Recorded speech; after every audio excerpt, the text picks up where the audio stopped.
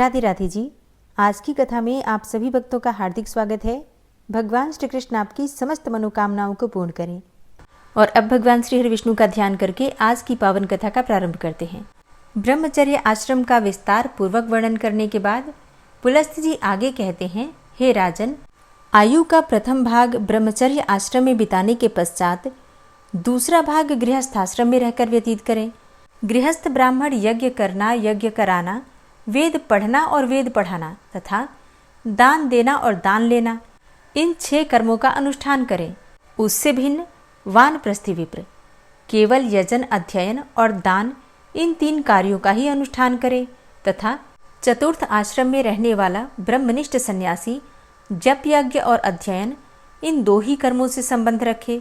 गृहस्थ के व्रत से बढ़कर तो दूसरा कोई महान तीर्थ नहीं बताया गया है।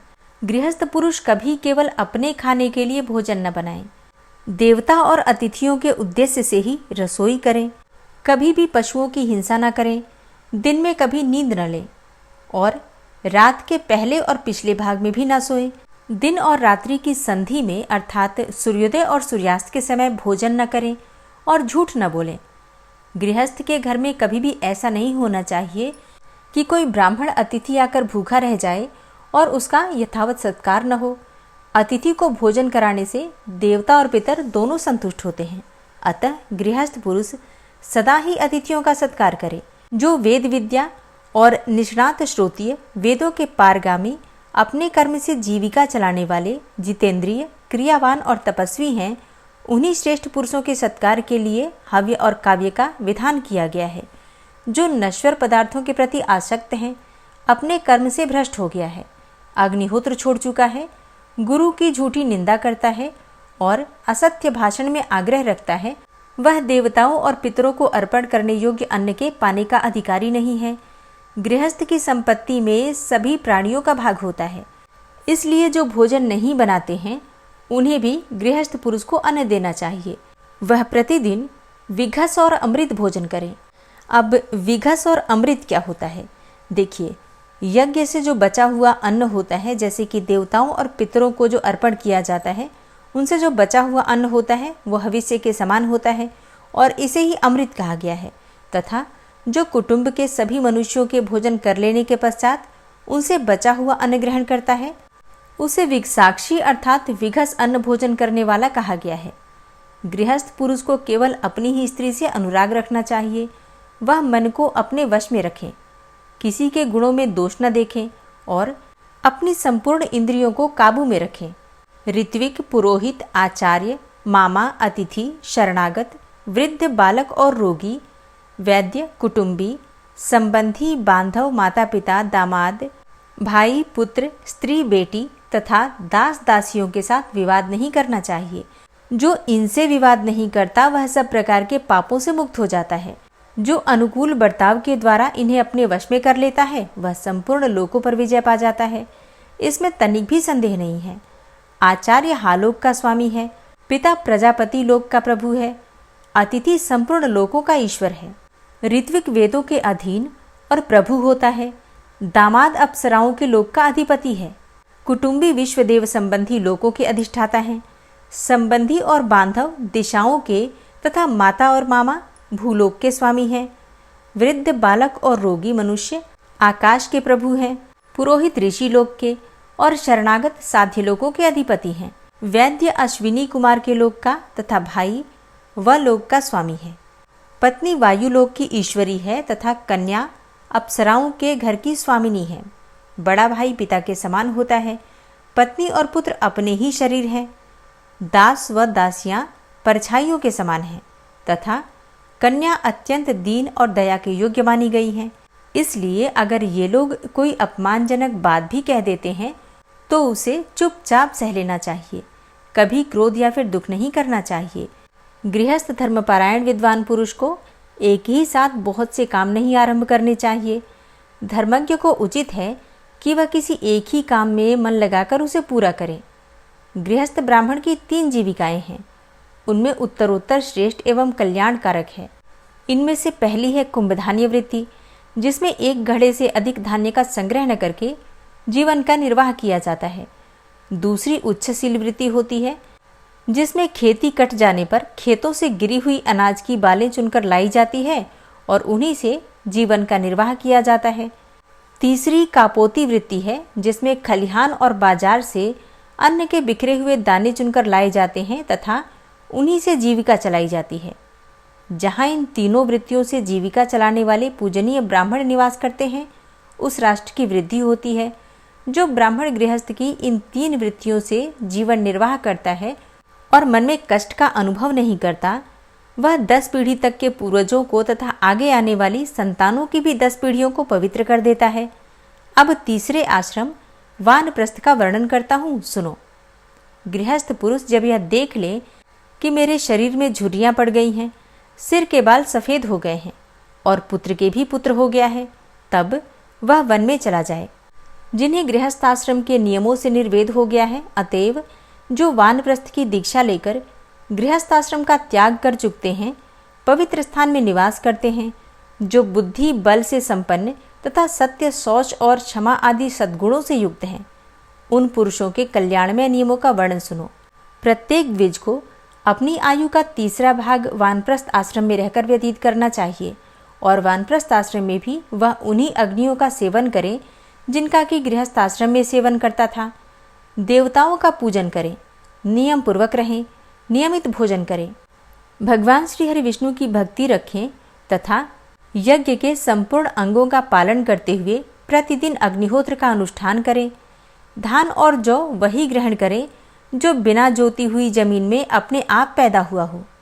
इसके सिवा निवार अर्थात तीना और विघस अन्न को भी वह पा सकता है। उसे अग्नि में देवताओं के निमित्त हविष्य भी अर्पण करना चाहिए।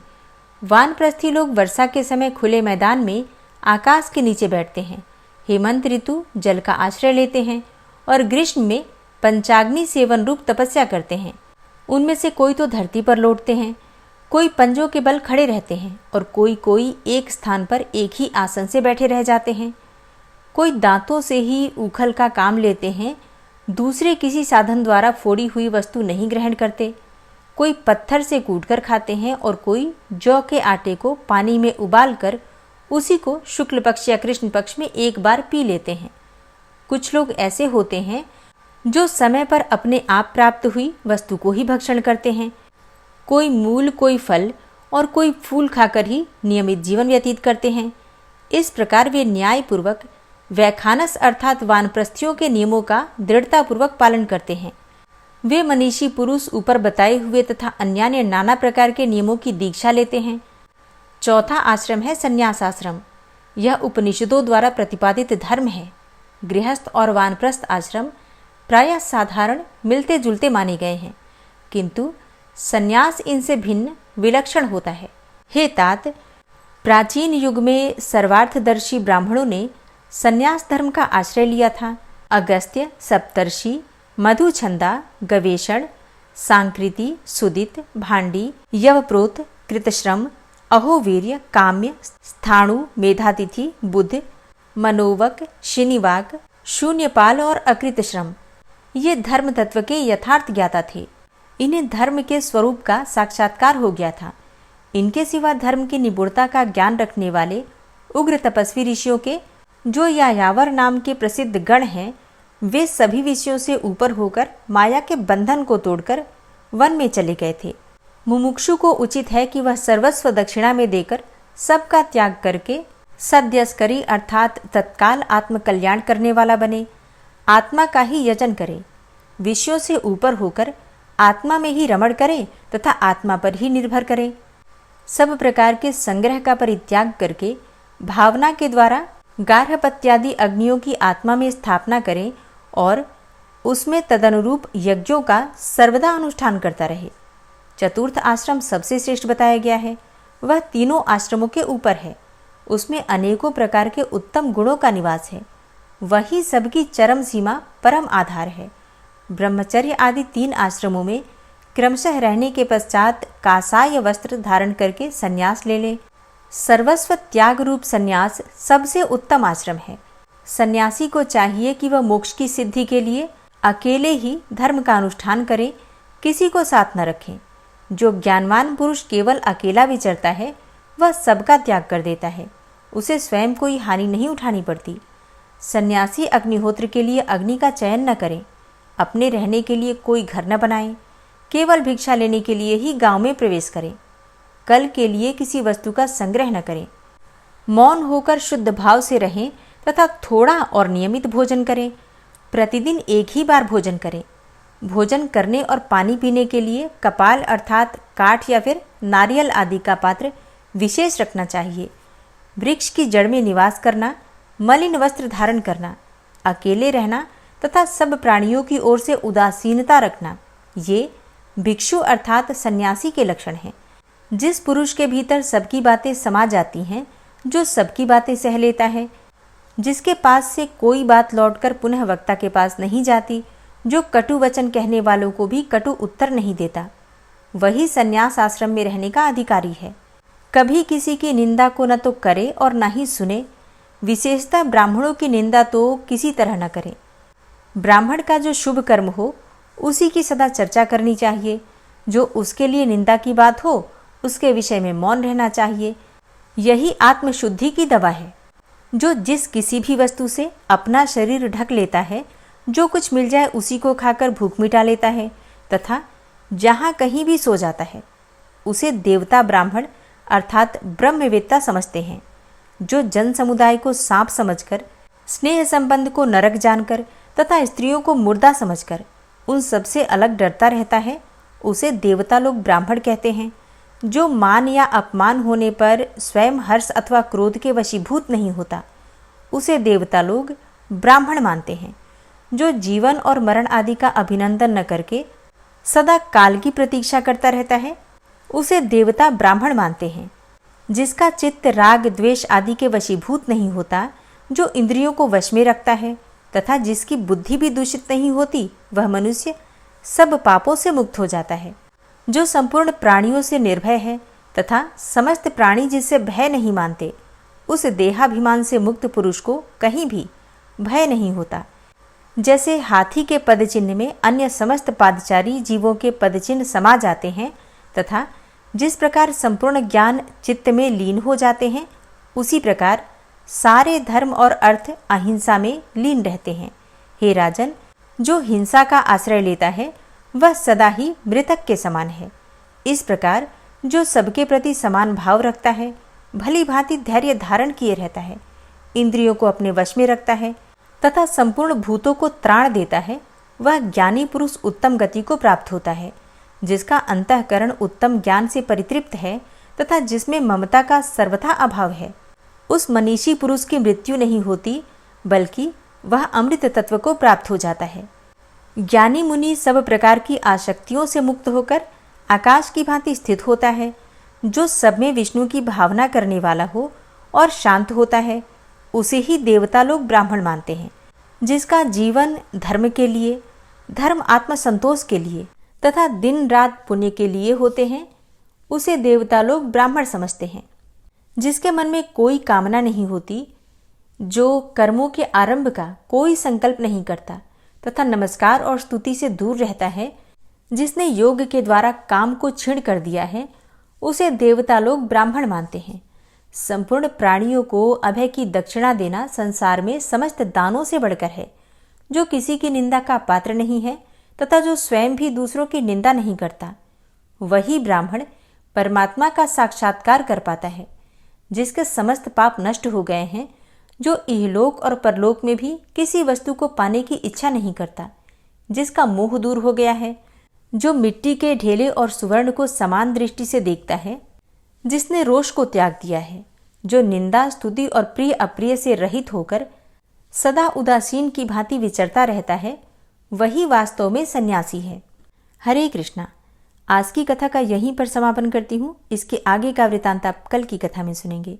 ओम विश्वं विष्णुर्वषट्कारो भूतभव्य भवत्प्रभु भूतकृत भूतभृत भावो भूतात्मा भूतवाहन भूतात्मा परमात्मा च मुक्तानां परमागति अव्ययः पुरुषः साक्षी क्षेत्रज्ञो अक्षर एव च योगो योगविदां नेता प्रधान पुरुषेश्वरः नारसिंहवपुः श्रीमान् केशवः पुरुषोत्तमः सर्वः शर्वः शिवस्थाणुर्भूतादिर्निधिर्व्ययः संभवो भावनो भर्ता प्रभवः प्रभुरीश्वरः स्वयंभू शंभुरादित्यः पुष्कराक्षो महास्वनः अनादिनिधनो धाता विधाता धातुरुत्तमः अप्रमेयो ऋषिकेश पद्मनाभो अमरप्रभु विश्वकर्मा मनुस्त्वष्टा स्थविष्ठः स्थविरो ध्रुवः अग्राह्यः शाश्वतः कृष्णो लोहिताक्षः प्रतर्दन प्रभूतस्त्रिककुब्धाम पवित्रं मङ्गलं परम् ईशानः प्राणदः प्राणो ज्येष्ठः श्रेष्ठः प्रजापति हिरण्यगर्भो भूगर्भो माधवो मधुसूदनः ईश्वरो विक्रमी धन्वी मेधावी विक्रमः क्रमः अनुत्तमो दुराधर्षः कृतज्ञः कृतिरात्मवान् सुरेश शरणं शर्म विश्वरेताः प्रजाभवः अह संवत्सरो व्याल प्रत्ययः सर्वदर्शनः अज सर्वेश्वर सिद्ध सिद्धे सर्वादिर्च्युत वृषाकपिर्मेयात्मा सर्वयोगविनिश्रित वसुर्वसुमना सत्य समात्मा संमितः सम अमोघ पुण्डरीकाक्षो वृषकर्मा वृषाकृतिः रुद्रो बहुशिरा बभ्रुर्विश्वयोनिः शुचिश्रवा अमृतः शाश्वतस्थाणुर्वरारोहो महातपः सर्वगः सर्वविद्भानुर्विश्वक्सेनो जनार्दनः वेदो वेदविद्व्यङ्गो वेदाङ्गो वेदवित्कविः लोकाध्यक्ष सुराध्यक्षो धर्माध्यक्ष कृताकृता चतुरात्मा चतुर्व्यूहश्चतुर्द्रष्टश्चतुर्भुजः भ्राजेष्णुर्भोजनं भोक्ता सहिष्णुर्जगदाति च अनघो विजयोजेता विश्वयोनिः पुनर्वसु उपेन्द्रो वामनः प्रांशुर्मोघः शुचिरुर्जिता अतीन्द्रः सङ्ग्रहः सर्गो धृतात्मा नियमो यमः वेद्यो वैद्यः सदा योगी वीरः माधवो मधु अतीन्द्रियो महामायो महोत्साहो महाबलः महाबुद्धिर्महावीर्यो महाशक्तिर्महाद्युतिः अनिर्देश्य वपुः श्रीमान् मेयात्मा महाधृतिक् महिश्वासो महीभर्ता श्रीनिवासः सतां गति अनिरुद्ध सुरानन्दो गोविन्दो गोविन्दाम्पति मरीचिर्दमनो हंस सुपर्णो भुजगोत्तम हिरण्यनाभ सुतपा पद्मनाभ प्रजापति अमृत्यु सर्वदिक्सिंह सन्धाता सन्धिमानस्थिर अजो दूर्मर्षणः शास्ता विश्रुतात्मा सुरारिः गुरुर्गुर्तमो धाम सत्य सत्यपराक्रम निमिषो अनिमिषो श्रग्वी वाचस्पतिरुदारधि अग्रणिर्ग्रामणी श्रीमान् न्यायो नेता समीरण सहस्रमूर्धा विश्वात्मा सहस्राक्ष सहस्रपात् आवर्तनो निवृत्तात्मा संवृतः संप्रमर्दन अह संवर्तको वहनिर्निलोधरणीधरः सुप्रसादः प्रसन्नात्मा विश्वदृग् विशुभुग् विभु सत्कर्ता सत्कृतः साधु जहर्नुर्नारायणो नरः असंख्येयो अप्रमेयात्मा विशिष्टशिष्टकृच्छुवि सिद्धार्थ सिद्धसङ्कल्प सिद्धिदः सिद्धिसाधनः वृषाहि वृषभो विष्णुर्विष्पर्वा वृषोदरः वर्धनो वर्धमानश्च विविक्तः श्रुतिसागरः सुभुजो दूर्धरो वाग्मी महेन्द्रो वसुदो वसु नैकरूपो बृहद्रूप शिपिविष्टः प्रकाशनः ओजस्तेजो द्युतिधरः प्रकाशात्मा प्रतापनः रिद्धस्पष्टाक्षरो मन्त्रश्चन्द्रांशुर्भास्करदुतिः अमृतांशुद्भवो भानु शशबिन्दुः सुरेश्वरः औषधं जगतः सेतु सत्यधर्मपराक्रमः भूतभव्य भवन्नाथ पवनः पावनो नलः कामः कामकृत्कान्तः कामः कामप्रदः प्रभु युगादिकृद्युगावर्तो नैकमायो महाशनः अदृश्यो व्यक्तरूपश्च सहस्रजित् अनन्तजित् इष्टो अविशिष्ट शिष्टेष्ट शिखण्डी नहुसो वृष क्रोधः क्रोधकृत्कर्ता विश्वबाहुर्महीधरः अच्युतः प्रतितः प्राणः प्राणदो वासवानुजः अपां निधिर्धिष्ठानं प्रमत्तः प्रतिष्ठितः स्कन्दः स्कन्दधरो धूर्यो वरदो वायुवाहनः वासुदेवो बृहद्भानुरादिदेवः पुरन्दरः अशोकस्तारणस्तारः शूरः सौरिर्जनेश्वरः अनुकूलः शतावर्त पद्मी पद्मनिभेक्षणः पद्मनाभो अरविन्दाक्ष पद्मगर्भ शरीरभृत् महर्धिरिद्धो वृद्धात्मा महाक्षो गरुडाध्वजः अतुलः शरभो भीमो समयज्ञो हविर्हरि सर्वलक्षणलक्षण्यो लक्ष्मीवान् समितिञ्जयः वीक्षरो रोहितो मार्गो हेतुर्दामोदरः सह महीधरो महाभागो वेगवान् मिताशनः उद्भवः क्षोभणो देवः श्रीगर्भः परमेश्वरः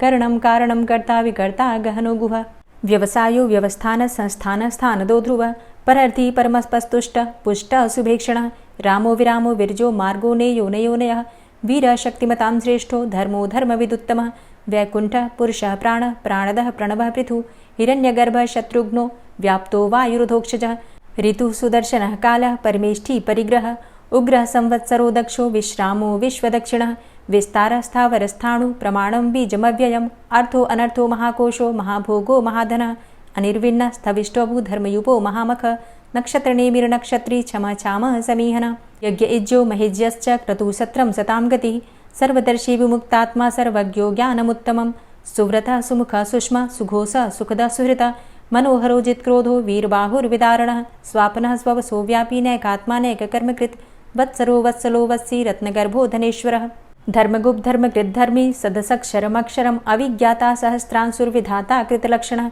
गभस्तिनेमिः सत्त्वस्थः सिंहो भूतमहेश्वरः आदिदेवो महादेवो देवेशो देवभृद्गुरुः उत्तरो गोपतिर्गोप्ता ज्ञानगम्यः पुरातनः शरीरभूतभृद्भोक्ता कपीन्द्रो भूरि दक्षिणः सोमभो अमृतपः सोम पुरुजित् पुरुषोत्तमः विनियोजय सत्यसन्धो दाशाः सात्वतां पतिः जीवो विनयिता साक्षी मुकुंदो अमित विक्रम अंभो निद्रणंतात्मा महोदधीशयोन्तकः अजो महारः स्वाभाव्यो जितामित्रः प्रमोदन आनंदो नंदनो नंद सत्यधर्मा त्रिविक्रमः महर्षि कपिलाचार्यः कृतज्ञो मेदिनीपतिः त्रिपदस्त्रिदशाध्यक्षो महाशृंग कृतांतकृत महावराहो गोविंदः सुखेणः कनकांगदी गुह्यो गभीरो गहनो गुप्तश्चक्र गदाधरः वेधा स्वांगो अजितः कृष्णो दृढ़ संकर्षणोच्युत वरुणो वारुणो वृक्ष पुष्कराक्षो महामनाः भगवान् भगानंदी वनमाली हलायुध आदित्यो ज्योतिरादित्यः सहिष्णुर्गति सत्तमः सुधन्वा खंड परशुर्दारुणो द्रविड़प्रदः दिविस्त्रिक्सर्वदृग्व्यासो वाचस्पतिर्योनिजः त्रिसामा सामगः साम निर्वाणं भेषजं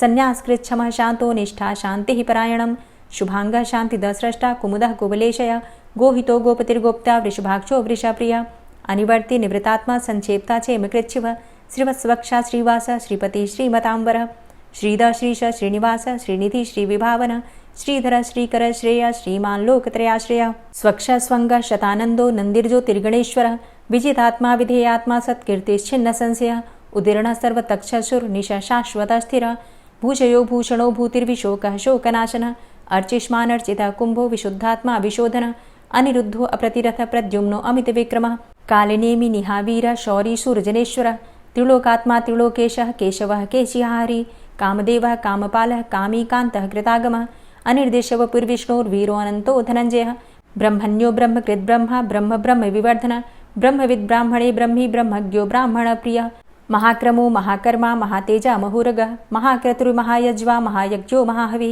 स्तव्यस्तव प्रियस्तोत्रं स्तुतिस्तोतारण प्रिय पूर्णः पुरैता पुण्य पुण्यकीर्तिर्नामयः मनोजवस्तीर्थकरो वसुरेता वसुप्रद वसुप्रदो वासुदेव वसुर्वसुमनाहवि सद्गतिः सत्कीर्तिः सत्ता सद्भूतिः सत्परायणः शूरसेनो यदुश्रेष्ठः सन्निवासः सुयामुनः भूतावासो वासुदेवः सर्वासु निलयोऽनलः दर्पः दर्पदो दृप्तो दूढरोथा पराजितः विश्वमूर्तिर्महामूर्तिर्दीप्तमूर्तिर्मूर्तिमान् अनेकमूर्तिरव्यक्तः शतमूर्तिः शताननः एको नैकः सवकः किं यत्तत्पदमनुत्तमं लोकबन्धुर्लोकनाथो माधवो भक्तवत्सलः सुवर्णवर्णो हेमांगो वरांगश्चन्दनांगदी वीरः विषमः शून्यो घृताशीरचलश्चलः अमानीमानदो मान्यो लोकस्वामी त्रिलोकदृक् सुमेधा मेधजो धन्यः सत्यमेधाधराधरः तेजोवृषः द्वितिधरः सर्वशस्त्रभृताम्बर प्रग्रहो निग्रहो व्यग्रो नैकशृङ्गो गदाग्रजः चतुर्मूर्तिश्चतुर्बाहुश्चतुर्व्यूहश्चतुर्गति चतुरात्मा चतुर्भावश्चतुर्वेदविदेकपात् समावर्तो अनुवृतात्मा दुर्जयो दुरतिक्रम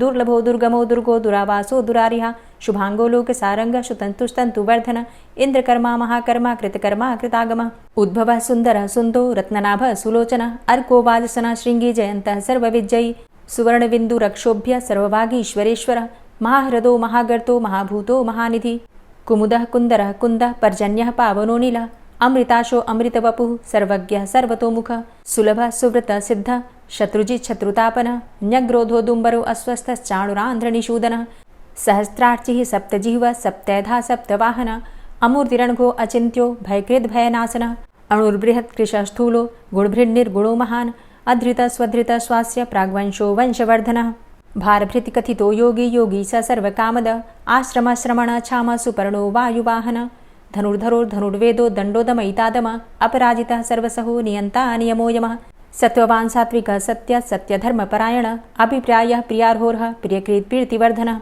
विहाय सगतिर्ज्योति सुरुचिर्हुद्भुग्विभु रविर्विलोचनः सूर्य सविता रविलोचनः अनन्तो हुद्भुग्भोक्ता सुखदो नैकजोग्रज अनिर्विण्ण सदामर्षि लोकाधिष्ठानमद्भुतः सनात सनातन्तमः कपिलः कपिरप्यय स्वस्तिदा स्वस्तिकृत् स्वस्ति स्वस्तिभुक् स्वस्ति दक्षिणः रौद्रः कुण्डली चक्रे विक्रम्युर्जितशासनः शब्दातिगः शब्दशः शिशिरः शर्वरीकर अक्रूरः पेशलो दक्षो दक्षिणः क्षमिणाम्बर विद्वतमो वितभय पुण्यश्रवणकीर्तन उत्तारणो दुष्कृतिः पुण्यो दुःस्वप्ननाशन वीरः रक्षणः सन्तो जीवनः पर्यवस्थितः अनन्तरूपो अनन्तसृर्जितमन्युर्भयापः चतुरष्ट्रो गभीरात्मा विदिशो व्यादिशो दिश अनादिर्भूर्भुवो लक्ष्मीः सुवीरो रुचिराङ्गद जननो जन्मादिर्भीमो भीमपराक्रम आधारनीलयोधाता पुष्पहासः प्रजागर ऊर्ध्वगः सत्पथाचारः प्राणदः प्रणमापण प्रमाणं प्राणनीलयः प्राणभृत् प्राणजीवनः तत्त्वं तत्त्वविदेकात्मा जन्ममृत्यु जरातिग भूर्भुवः स्वस्तरुस्तारः सविता प्रपितामहः यज्ञो यज्ञपतिर्यज्वा यज्ञाङ्गो यज्ञवाहनः यज्ञ भृद्यज्ञ कृद्यज्ञ यज्ञ भुग यज्ञ साधना यज्ञांत कृद्यज्ञ गुह्यमन्यमन्नादेव च आत्मयोनिः स्वयं जातो वै खानः सामगायन देवकी नंदन स्रष्टा क्षितिसः पापनाशन शंख भृन्नंद की चक्री शारंग धन्वा गदाधर रथांगपाणिरक्षोभ्य सर्वप्रहरणायुध ओम नमः।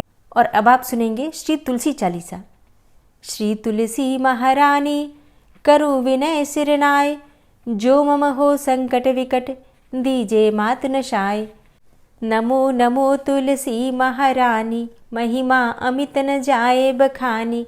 दियो विष्णु तुमको सन्माना, जग में छायो सुयस महाना। विष्णु प्रिया जय जयति भवानी, तिहु लोक की हो सुख खानी। भगवत पूजा करे जो कोई, बिना तुम्हारे सफल न होई।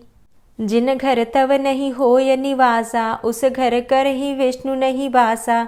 करें सदा जो तव नित सुमिरन, तेहि के काज होय सब पूरन।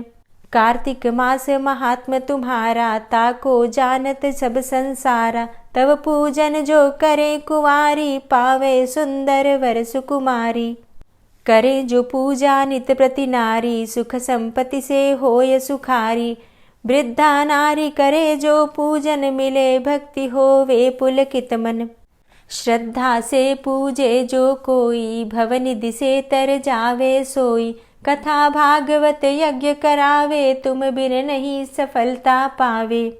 छायो तब प्रताप जग भारी, ध्यावत तुम्हि सकल चित धारी। तुम्ही मात यंत्रन तंत्रन में, सकल काज सिद्धि होवे क्षण में। औषधि रूप आप हो माता, सब जग में तव यश विख्याता। देव ऋषि मुनि और तपधारी, करत सदा तव जय जयकारी। वेद पुराणन तव यश गाया, महिमा अगम पार नहीं पाया।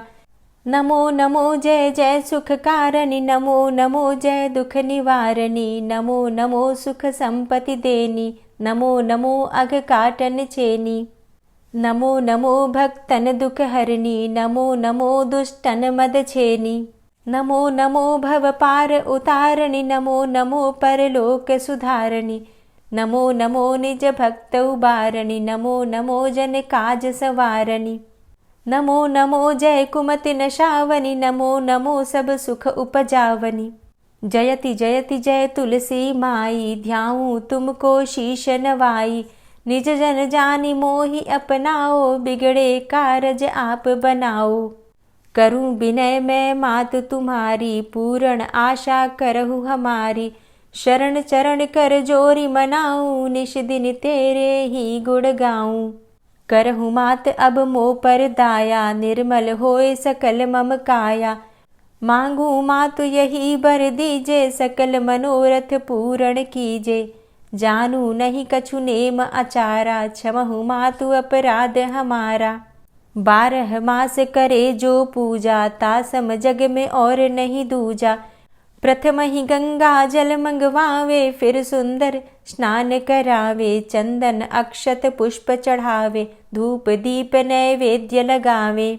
करें आचमन गंगा जल से, ध्यान करे हृदय निर्मल से।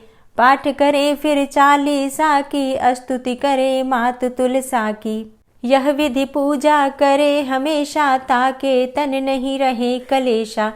करे मास कार्तिक का साधन, सोवे नित पवित्र हुई जाहि। है यह कथा महासुखदाई, पढ़े सुने सो भव तर जाई। यह श्री तुलसी चालीसा, पाठ करे जो कोय। गोविंद सो फल पावही, जो मन इच्छा होय। तुलसी चालीसा संपूर्ण। और अब आप सुनेंगे तुलसी महारानी की आरती। तुलसी महारानी नमो नमो, हरि की पटरानी नमो नमो। तुलसी महारानी नमो नमो, हरि की पटरानी नमो नमो। धन्य तुलसी पूर्ण तप कीनो, धन्य तुलसी पूर्ण तप कीनो। शालिग्राम की बनी पटरानी नमो नमो। तुलसी महारानी नमो नमो, हरि की पटरानी नमो नमो। जाके पत्र मंजरी कोमल, जाके पत्र मंजरी कोमल, श्रीपति कमल चरण लपटानी, नमो नमो हरि की पटरानी, नमो नमो तुलसी महारानी, नमो नमो। धूप दीप नैवेद्य आरती, धूप दीप नैवेद्य आरती, पुष्पन की वर्षा बरसानी, नमो नमो हरि की पटरानी, नमो नमो तुलसा महारानी, नमो नमो। 56 भोग 36 व्यंजन, 56 भोग 36 व्यंजन, बिन तुलसा हरि एक न मानी, नमो नमो तुलसी महारानी, नमो नमो हरि की पटरानी, नमो नमो। सभी सखी मैया तेरो यश गावे, सभी सखी मैया तेरो यश गावे, भक्ति दान दीजे महारानी, नमो नमो तुलसा महारानी, नमो नमो हरि की पटरानी, नमो नमो। नमो नमो तुलसा महारानी, नमो नमो तुलसी महारानी, तुलसी महारानी, नमो नमो हरि की पटरानी, नमो नमो तुलसी महारानी, नमो नमो हरि की पटरानी, नमो नमो। प्रेम से बोलिए तुलसी मैया की जय।